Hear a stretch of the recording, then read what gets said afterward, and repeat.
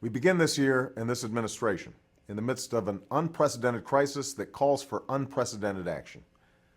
Just this week, we saw more people file for unemployment than at any time in the last 26 years.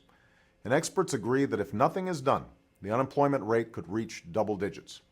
Our economy could fall $1 trillion short of its full capacity, which translates into more than $12,000 in lost income for a family of four. And we could lose a generation of potential as more young Americans are forced to forego college dreams or the chance to train for the jobs of the future. In short, if we do not act boldly and swiftly, a bad situation could become dramatically worse. That is why I've proposed an American Recovery and Reinvestment Plan to immediately jumpstart job creation as well as long-term economic growth. I'm pleased to say that both parties in Congress are already hard at work on this plan, and I hope to sign it into law in less than a month. It's a plan that will save or create 3 to 4 million jobs over the next few years, and one that recognizes both the paradox and the promise of this moment.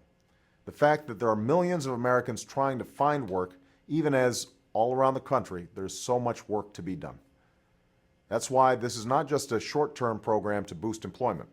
It's one that will invest in our most important priorities, like energy and education, healthcare, and a new infrastructure that are necessary to keep us strong and competitive in the 21st century.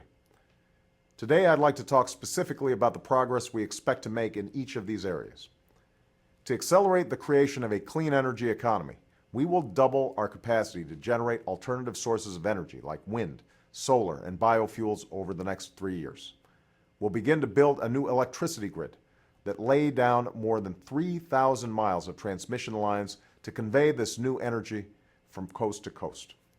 We'll save taxpayers $2 billion a year by making 75% of federal buildings more energy efficient, and save the average working family $350 on their energy bills by weatherizing 2.5 million homes.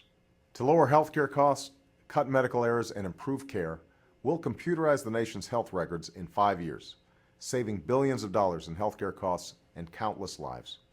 And we'll protect health insurance for more than 8 million Americans who are in danger of losing their coverage during this economic downturn. To ensure our children can compete and succeed in this new economy, we'll renovate and modernize 10,000 schools, building state-of-the-art classrooms, libraries, and labs to improve learning for over 5 million students.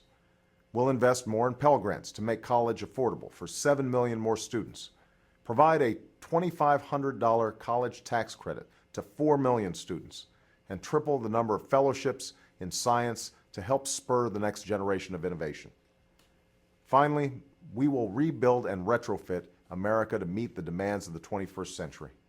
That means repairing and modernizing thousands of miles of America's roadways and providing new mass transit options for millions of Americans. It means protecting America by securing 90 major ports and creating a better communications network for local law enforcement and public safety officials in the event of an emergency. And it means expanding broadband access to millions of Americans so business can compete on a level playing field wherever they're located. I know that some are skeptical about the size and scale of this recovery plan. I understand that skepticism, which is why this recovery plan must and will include unprecedented measures that will allow the American people to hold my administration accountable for these results. We won't just throw money at our problems. We'll invest in what works. Instead of politicians doling out money behind a veil of secrecy, decisions about where we invest will be made public and informed by independent experts whenever possible. We'll launch an unprecedented effort to root out waste, inefficiency, and unnecessary spending in our government.